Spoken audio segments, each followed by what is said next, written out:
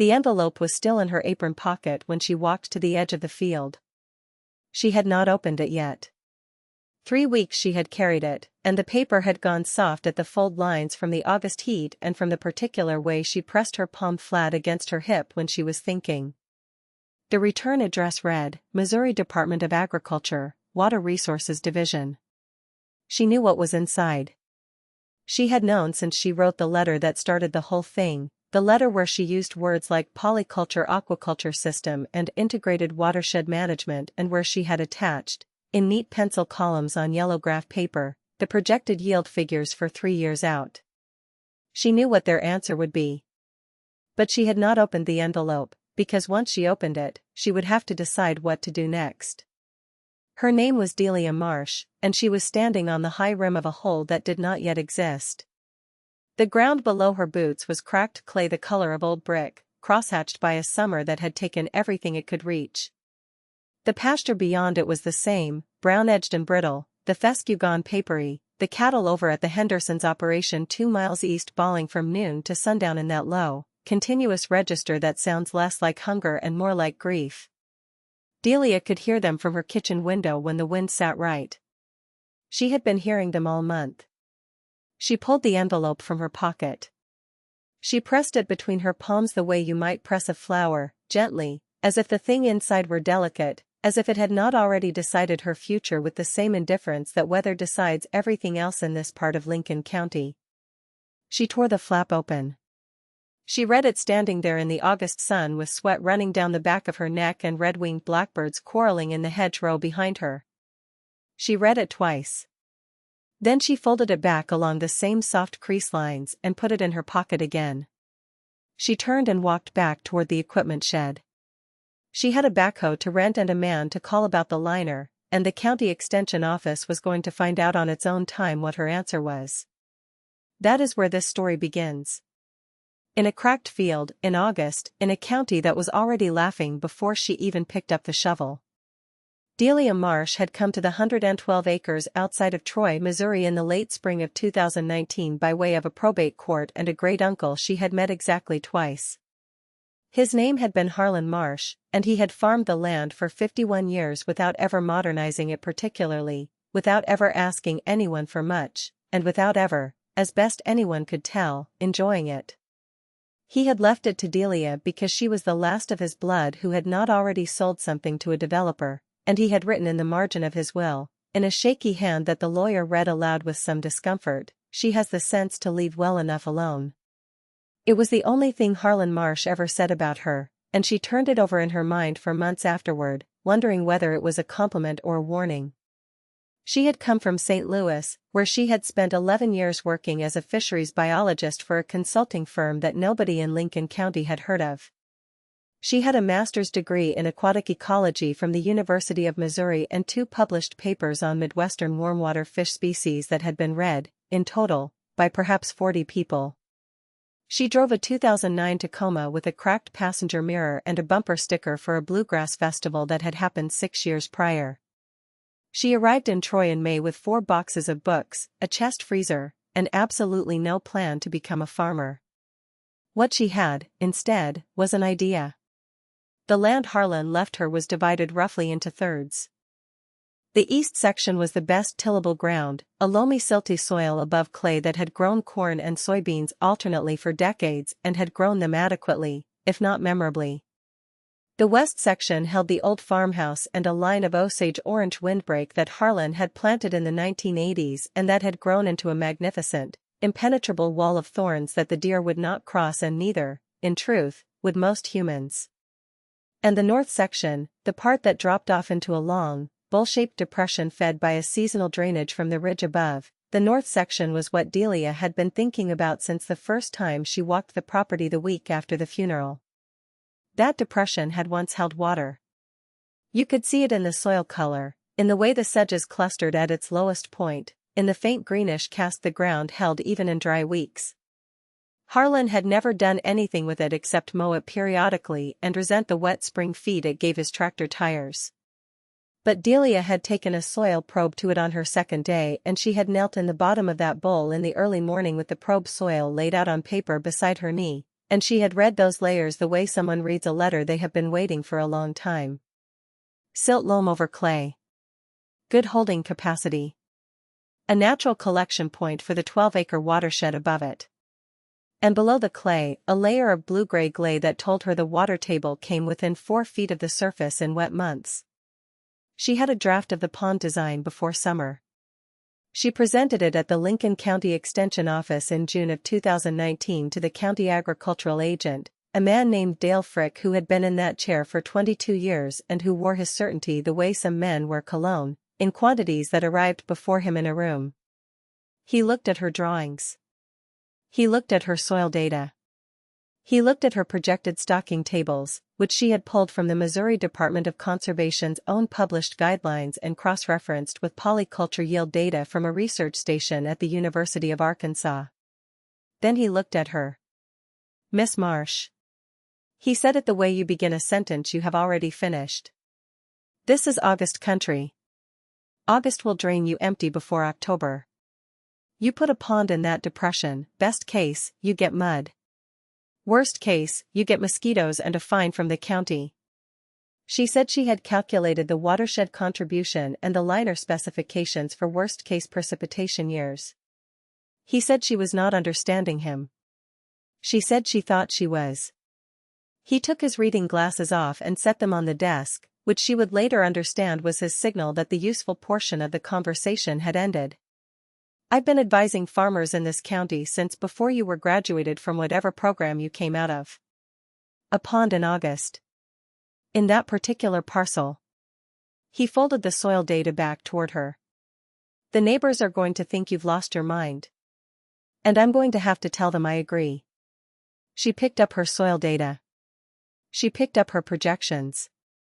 She thanked Dale Frick for his time, which cost her something, that thanks, and she walked out into the June heat and sat in the Tacoma for a moment with both hands on the steering wheel. Then she drove to the equipment rental place on Route 47 and put down a deposit on a Case 580 backhoe for 2 weeks starting August 1st.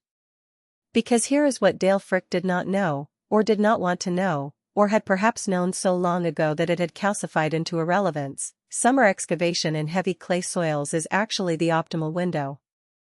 The dry clay holds its shape. The walls stay vertical. You excavate in August, you line in September before the fall rains begin, and when the October and November rains come down off that 12-acre watershed, your pond fills with gravity and time and costs you nothing in pumping. Delia had read this in 3 separate sources. She had confirmed it with a soil engineer over the phone. She had drawn it out on her yellow graph paper in the meticulous columns that were her natural language, and the number said, "Dig in August." So she dug in August. The backhoe operator's name was Roy Calder, and he was 63 years old and had operated excavating equipment in Lincoln County for 38 years and had never once been asked to dig a pond in the middle of summer. He showed up on August 1st at 6 in the morning in a John Deere cap and looked at the depression and looked at Delia and said, with the frank economy of a man who has been asked to do peculiar things before, "Your hole, your money." And then he started the machine. By August 5th, the main basin was roughed in. By August 9th, the inlet shelf and the 2-foot littoral bench were cut. Roy worked from 6 to 2 before the heat became genuinely dangerous, and Delia worked alongside him on the ground, shooting elevations with a transit level, flagging the liner overlap points, building the inlet structure from creek gravel and poured-in-place concrete that she mixed herself in a rented drum. She lost 8 pounds in that first 2 weeks, most of it water, and she drank it back in well water from a gallon jar she kept in the shade of the equipment. Every car that slowed on the gravel road at the top of the property, and several did slow, got the same view: a woman in mud-caked jeans and a sun-bleached field shirt, running a level rod in the bottom of a raw clay hole, in August, in Lincoln County. The neighbor to the north, a man named Frank Bauer who ran a conventional row crop operation on 400 acres and had opinions the way other men have hobbies, stopped his truck at the field entrance on August 7th. He leaned out the window. "Delia." He said it with his whole face, with all the patience of a man correcting a child. "You know it's August." She looked up from the transit level. "I do. I'm just saying." You dig a pond in August in this county, it dries back to mud before Thanksgiving. I appreciate the concern, Frank. He sat there another moment, looking at the excavation with the expression men wear when they are watching something they are certain will fail and are already composing the story of its failure. Then he put the truck back in gear. He would tell his wife that evening. His wife would tell the women in the Thursday church circle. By Sunday, most of the county that cared about such things had a version of the story, and in most versions Delia Marsh had either inherited Harlan's eccentricity along with his land, or she had lost something in St. Louis that she had not yet recovered. The liner went down the third week of August.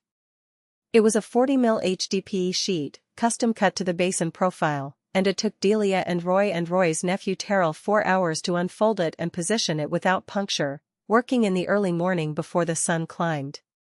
Delia had seen the inlet edges herself with a rented heat welder the night before, kneeling on the liner in knee pads, running the welder slowly and checking every seam twice.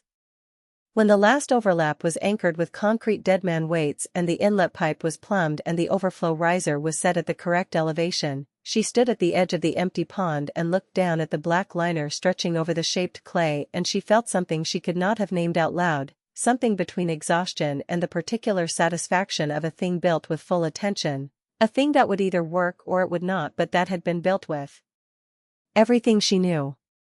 The first rain came September 14th. It was a 2-inch event off a slow-moving front, nothing remarkable, but it came down that 12-acre watershed and gathered in the inlet ditch and ran down the pipe and began, quietly, without announcement, to fill the pond.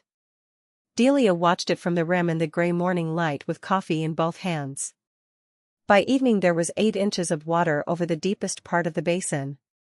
By October 5th, the pond held 4 feet of water over the main basin. By November, when the Lincoln County winter rains came in earnest, it held 6. She had drawn the pond with a design depth of 8 feet in the main basin, and the basin would hold roughly 3 acre-feet of water at capacity, enough, with the watershed above and the clay-held groundwater seeping in below the liner's edge where she had deliberately left a gap for it, enough to maintain a stable water column through all but the worst drought years. She knew this. She had calculated it. But watching the numbers on the staff gauge she had pounded into the literal shelf rise week by week through that fall was still something that required the knowledge and the watching both, the knowing and the seeing running alongside each other like 2 horses in the same harness. The fish arrived in April of 2020, in cooler bags in the back of the Tacoma, sourced from a certified aquaculture supplier out of Lonoke County, Arkansas. Because Delia was not romantic about this part, not sentimental, she needed certified disease-free stock and she needed it documented. She stocked the main basin with largemouth bass as the apex predator, 200 fingerlings at 3 to 4 inches. She stocked bluegill at a 3-to-1 ratio to bass, 600 fish, because bluegill reproduce fast and form the prey base that keeps the bass growing and keeps the system balanced. She stocked channel catfish at 100 juveniles along the bottom shelf, because catfish are efficient converters of organic matter and she wanted nothing going to waste along that bottom. And she stocked 150 hybrid striped bass, a cross between striped bass and white bass, because hybrid stripers occupy a mid-column niche and grow faster than pure largemouth, and because the marketing research she had done the previous winter had told her the restaurant buyers in St. Louis and Kansas City had demand for hybrid striped bass that the Missouri aquaculture supply was not currently meeting. That last decision was the one she had not mentioned to anyone, not to Roy, not even to the Department of Agriculture in the letter that had started this whole correspondence. Because the hybrid striped bass was the key. The hybrid striped bass was the part that changed a farm pond into something else, into a production system, into a revenue model, into the answer to a question that most of the county did not yet know she was asking. The letter from the Missouri Department of Agriculture, the one she had carried for 3 weeks in her apron pocket, the one she had read standing at the edge of the field in August, it was a notice of permit denial for her aquaculture production license, citing incomplete documentation of water source rights and a general assessment that the proposed site lacked sufficient water reliability for commercial production. She had known it might say this. She had written the application knowing the uncertainty around it. What she had not known, what she had not calculated for, was the specific name attached to the denial, Dale Frick had submitted a formal objection letter as county agricultural agent, characterizing the project as, and she could quote it exactly because she had read it enough times that the language had worn into her memory, an inappropriate allocation of public extension resources to advise a commercially unviable operation by a landowner lacking in practical agricultural experience. She had read that once in the parking lot of the extension office before she went back in and smiled at Dale Frick's assistant and asked for the formal appeal procedures, because the thing about a denial is that it is only a denial until you have the data to answer it, and Delia Marsh was very, very good at data. Through the summer of 2020, with the pond now 12 months old and the fish growing through their first full season, she built the documentation. She installed a water temperature logger at 2 feet and at 6 feet, recording every 30 minutes. She installed a flow meter at the inlet and calculated actual watershed contribution against the predicted figures from her original design. She took weekly water quality samples, dissolved oxygen, pH, turbidity, total nitrogen, and she logged them in a binder that by August was thick enough to use as a doorstop. And every 2 weeks she ran seine samples in the littoral shelf to track fish growth rates, recording lengths and estimated weights against published growth curve data for each species. The hybrid striped bass were performing exactly as projected, hitting 8 inches by June, 11 inches by September. The largemouth bass were slightly ahead of the baseline growth curve, which told her the forage base was working. The catfish were a surprise, fat and numerous and laying against the bottom shelf in water that was holding a stable temperature 2 degrees cooler than the surface because the basin was deep enough to stratify, which she had planned for but which was still pleasing to confirm with the thermometer. She sent the complete data package, 94 pages, to the Missouri Department of Agriculture's appeal office in October of 2020. The cover letter was 4 paragraphs. The first 3 paragraphs addressed each specific objection in the denial notice with documented data. The 4th paragraph was 1 sentence: I respectfully request that the appeal be reviewed by a fisheries specialist rather than a general agricultural assessor. That last sentence was the one that mattered. Because the fisheries specialist they assigned to the review was a woman named Carol Dent, who had spent 15 years at the Missouri Department of Conservation before moving to the Agriculture Department, and who read Delia's 94 pages and called her, in December 2020, on a Tuesday afternoon when Delia was in the barn running feed calculations. I want to be straight with you. Carol Dent had the voice of someone who has spent a long time outdoors. Your documentation is the most complete site assessment I have reviewed from a first-generation aquaculture applicant. But the hybrid striper stocking requires a separate endorsement under the aquaculture permit, and that process takes another 4 months minimum. Delia said she understood. Carol Dent said, grow the fish you have. Document everything. When that endorsement comes through, you are going to want your second-year data to show exactly what I think it's going to show. She hung up, and Delia stood in the barn with the phone against her chest and the smell of early winter on the air through the open door, dried corn and frost and the particular blue sharpness of a Missouri December, and she thought about that conversation for the rest of the day. Carol Dent had not promised her anything. Carol Dent had told her to keep working. But there had been something in the exact phrasing, in exactly what I think it's going to show, that felt like a hand on the shoulder in the dark, not a rescue, but a recognition. The county, meanwhile, had revised its opinion of the pond approximately once, which was once less than Delia had hoped and once more than she had expected. Frank Bauer's opinion had not changed, precisely, but it had shifted in register. He no longer stopped his truck to offer predictions. He stopped his truck now to look at the water, at the surface that held the clouds in it and the red-winged blackbirds and the occasional great blue heron that had found the pond that spring and visited every morning at the same time with the punctuality of someone who takes their routine seriously. Frank looked at the heron the way a man looks at evidence he is not quite ready to evaluate. He drove on without saying anything, and that, from Frank Bauer, was a form of respect. Dale Frick, for his part, had not revisited the subject at all.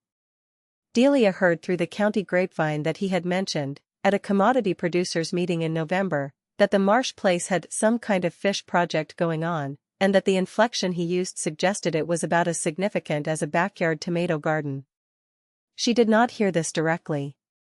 She heard it from a woman at the feed store named Patsy Hollis, who told her with the undisguised satisfaction of someone who has been waiting for the right moment. The aquaculture permit, with the hybrid striped base endorsement, arrived on March 3, 2021, in a standard USPS envelope that Delia found in the mailbox at the end of the gravel drive on a cold Thursday morning with a late-season dusting of snow still on the north faces of things. She stood at the mailbox and opened it right there, not waiting this time. She read it. She folded it. She put it in her coat pocket, not her apron pocket, because she was wearing a coat, and she walked back up the drive with the snow crunching under her boots and the early morning light lying flat and silver across the pond's surface. The pond was 2.5 years old. The fish were on their third growing season. And Delia Marsh was cleared, legally, to sell what she had grown. She had spent the winter building the market relationships. This was the part nobody saw, not Frank Bauer from the road, not the county extension office, not the women in the Thursday church circle. Every week that winter, between the feed calculations and the water quality sampling and the equipment maintenance, Delia was making calls. She had a spreadsheet, of course she had a spreadsheet, with 3 columns: restaurant buyers in the St. Louis metropolitan area, specialty seafood distributors operating in the Kansas City market, and direct-to-consumer options including a farmer's market in St. Charles and a community-supported fishery model she had been designing since the previous spring. She had samples to send, sample flavor profiles written up from her own kitchen testing, sample pricing structured against comparable regional aquaculture operations, sample delivery logistics. She was not charming on these calls, particularly. She was not a salesperson by nature. But she was specific, and specificity turns out to be its own form of persuasion. When a restaurant buyer in St. Louis asked about her hybrid striped bass, she could tell him the exact water temperature at which the fish had been raised, the exact dissolved oxygen level, the exact feed conversion ratio, and the exact date of harvest.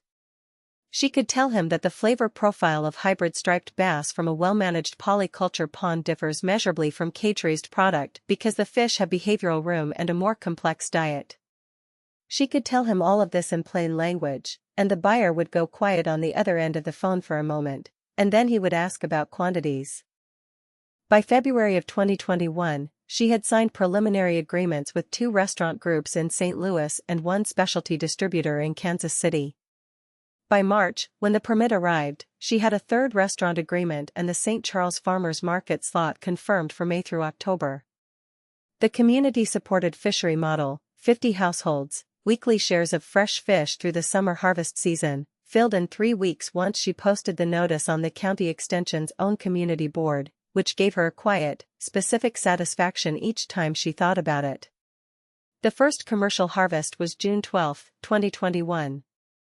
She had researched the harvest method for months, live haul techniques, gill net versus seine, the correct density of fish per gallon of live haul water to minimize stress and maintain quality. She rented a live haul tank mounted on a trailer from the same cooperative in Lonoke County that had supplied her fingerlings. Roy Calder came back to help, because Roy had told her in August of 2019 that it was her hole and her money, and he had since reconsidered the full implications of that statement. Terrell came too. And a woman from the Thursday church circle named Marvella Stubbs, who had heard enough of the story by then to want to see the conclusion with her own eyes and who turned out to have a gift for lifting a loaded seine that surprised everyone present including Marvella. They worked from 5 in the morning. The June air was still cool at that hour, the pond surface flat and pewter-colored, the heron standing in the shallows at its customary post with the absolute stillness that herons practice as though stillness were a discipline. Delia pulled the first end of the seine and walked it out, the water rising around her waders to her waist, and when they brought the net around after 40 minutes of patient, slow-moving work, the pocket was full. Full in the way that silenced everyone standing at the bank. Full in the way that made Roy take his cap off and hold it, which was not his habitual gesture. The hybrid striped base were silver and muscular, 11 to 14 inches, crowding the net pocket with a living density that turned the surface silver. The largemouth base came up fat and dark-backed. The catfish came up in their enormous, slow, barrel-shaped way, entirely unimpressed. She weighed the catch at the portable scale at the bank. First pull, 219 pounds, mixed species. The hybrid stripers alone ran 87 pounds in that first haul. They seined 3 times that morning, rotating through different sections of the basin, carefully managing the fish density in the live haul tank. Total harvest weight, 712 pounds. 712 pounds of certified, documented, Missouri-raised polyculture fish from a pond that Dale Frick had told her in June of 2019 would be mud by Thanksgiving. The St. Louis distributor picked up at noon. He was a compact, efficient man who had dealt in seafood for 30 years and who looked at the live haul tank and at the weight documentation and at Delia Marsh and her waiters with her clipboard and said nothing immediately, which was its own kind of response. Then he said, "I'm going to need more than this. In the fall, if you can." She could. But the full meaning of that first harvest was not in the restaurant delivery. The full meaning arrived 2 weeks later, when Delia was invited to speak at the Lincoln County Agriculture Appreciation Dinner, an invitation that had come, specifically, from Carol Dent at the Missouri Department of Agriculture, who sat on the dinner's advisory board and who had suggested Delia's name with the particular deliberateness of someone who has been planning a thing for a while.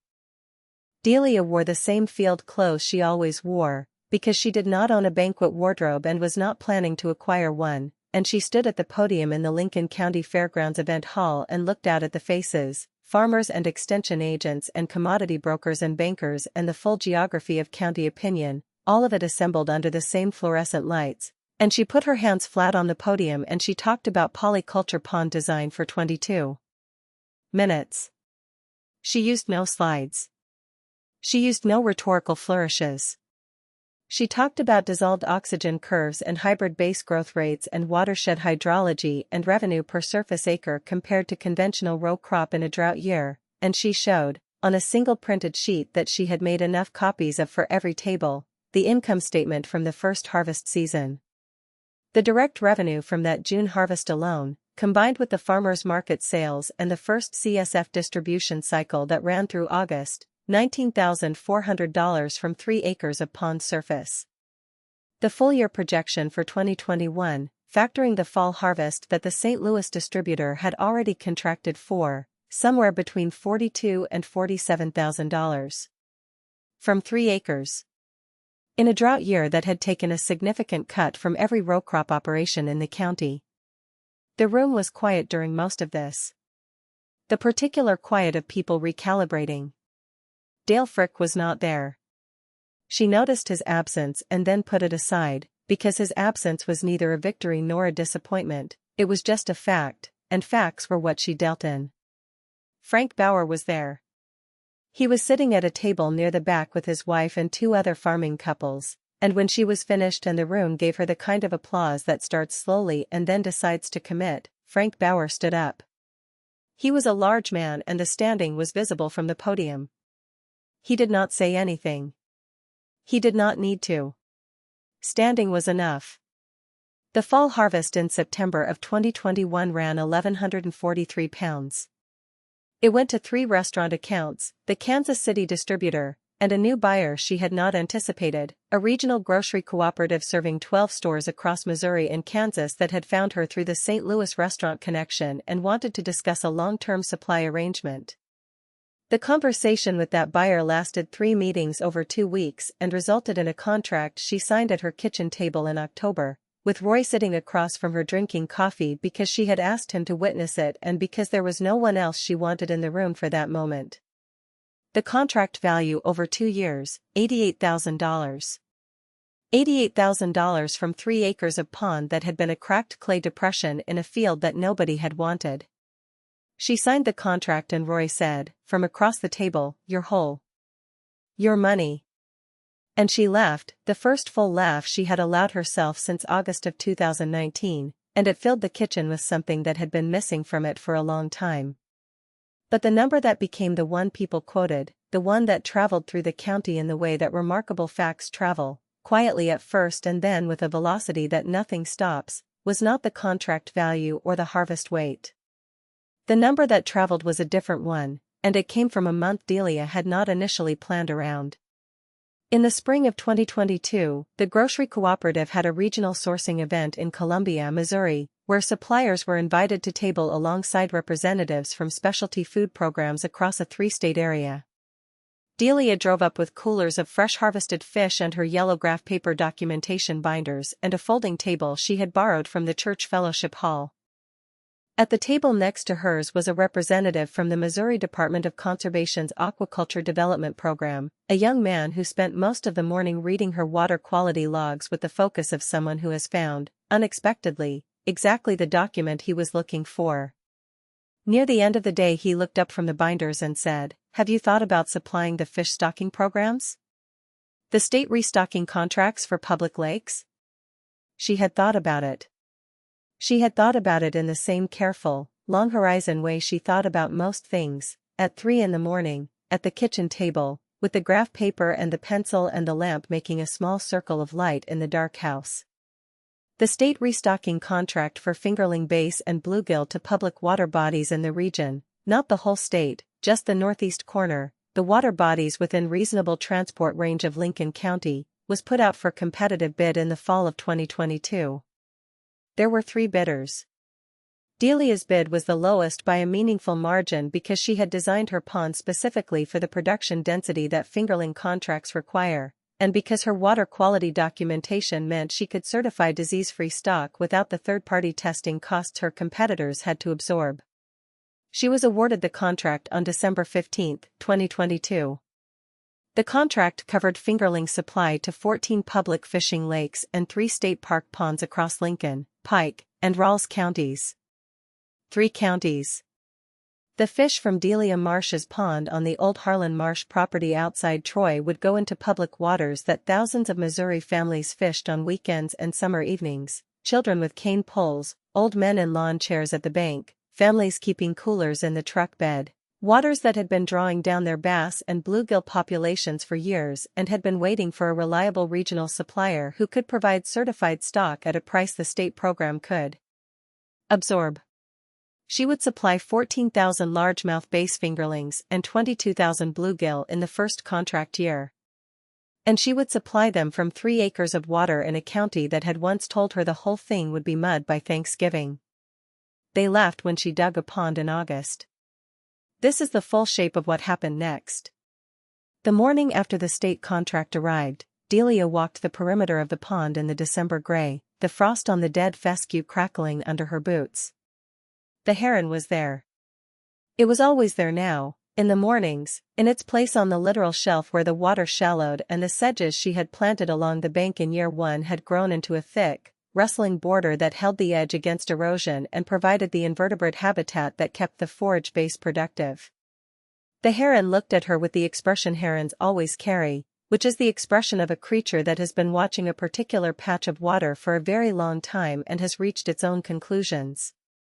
She stopped at the edge and looked at the water and at the heron and at the early light coming in low from the east, lying flat along the surface the way winter light does when it has traveled a long way to reach you. She thought about Harlan. She thought about the margin note in the will, she has the sense to leave well enough alone. She had thought about that note 100 times and now she thought about it again and understood it for the first time in its proper dimension. Harlan had watched this depression hold water in wet springs and give it back in dry summers for 50 years. He had mowed it and resented it and never done anything with it, but he had watched it. He had known it was there. The sense to leave well enough alone, he had not been saying, don't change it. He had been saying, don't destroy it. Don't drain it, don't fill it, don't flatten it into row crop. Leave it to become what it was already trying to be. She had left it alone. She had also dug 12 feet into it with a Case 580 backhoe in August, which is not what most people mean by that phrase, but she thought Harlan would have understood the distinction. The state contract ran through 2024. In that 2-year period, Delia Marsh supplied fingerling stock to public waters that served Lincoln, Pike, and Rawls counties, 3 counties, as the grocery cooperative buyer had come to describe it to his colleagues when he talked about the sourcing program, that woman in Troy who feeds 3 counties. The phrase traveled. Phrases do. It reached the Missouri Department of Agriculture, which was not unaware of the appeal it had denied in 2020, and in May of 2024, Carol Dent called Delia again, on a Thursday afternoon when Delia was running water quality samples on the back porch. "I want to tell you something before it gets made official." Carol Dent's voice had the same outdoor weathered quality it had always had. "The department is starting a regional aquaculture pilot program. First-generation producers, small water bodies, polyculture systems. They want a demonstration site. They want to put your name on the application." Delia set the sample tube down on the porch railing. Carol Dent said, "The site coordinator stipend is $4,200 a year. The visibility is more than that. You'd be the model that other operations in this region are built on." Delia said, "Send me the documentation." Carol Dent said, "Already in your email." And then, before she hung up, "You know, back in 2020 when I reviewed your appeal package, I told my husband that evening that I had either read the most careful aquaculture application I had ever seen, or the most detailed piece of wishful thinking. I wanted you to know I had it right the first time." She hung up. Delia stood on the back porch with the sample tubes in the rack beside her and the May air warm and moving, the pond visible from the porch corner between the line of Osage orange windbreak and the equipment shed, and she looked at the water for a long time. The aquaculture pilot program designation came through officially on July 8, 2024. It brought with it the site visits and the state extension documentation and the formal write-up that went into the Missouri Department of Agriculture's Regional Resource Guide. Delia's pond, the pond that Frank Bauer had predicted would be dry mud, the pond that Dale Frick had formally objected to in writing, the pond dug in August in cracked clay in Lincoln County, was now a published model in the same state extension system that had told her it would fail. She did not make a ceremony of this. She read the formal write-up once, at the kitchen table, with coffee. She noted that the document was thorough and accurate and that the yield figures in it were, if anything, slightly conservative. She folded it and put it in the binder that held the full documentation of the project, the binder that by now occupied 2 full shelves on the back porch, organized by year and indexed in her neat pencil hand on yellow graph paper tabs. She kept the original denial letter in the front of the first binder. She kept it because it was the document that had started the counting, the days, the fish, the water quality readings, the revenue lines. She had not kept it out of bitterness. She had kept it because it was part of the data. Every project has a baseline, and her baseline had been a formal denial from the Missouri Department of Agriculture with a note from the county extension agent questioning her practical experience. The practical experience had, by that point, encompassed 4 full growing seasons, 6 seine harvests, 2 state contracts, 1 grocery cooperative agreement, 50 community-supported fishery households who had been receiving weekly fish shares since 2021, and a published state extension citation. It had encompassed 23 water temperature loggers worth of continuous monitoring data, 4 years of twice-weekly dissolved oxygen readings, 3 years of fish growth curve documentation, and 1 heron that had arrived uninvited in spring of 2020 and had not once been wrong about when the fish were near the surface. On a Friday morning in August 2024, August, specifically, because the dates have their own meaning now, Frank Bauer drove up the gravel drive for the first time since that Tuesday in 2019 when he had leaned out his truck window and reminded her what month it was. He knocked at the back door. He was holding a covered plate. She opened the door and looked at him. Margaret made a cobbler. He held the plate out. He was not comfortable doing this, she could see that, and the discomfort was genuine and was the thing that made her step back and let him in. The blueberry. She put the cobbler on the counter and put the coffee on, and they sat at the kitchen table, the 2 of them, in the August morning, the window open to the sound of the pond and the distant, improbable fact of it. Frank had his hands around his mug and he looked at the table for a moment and then he said, "I've been thinking."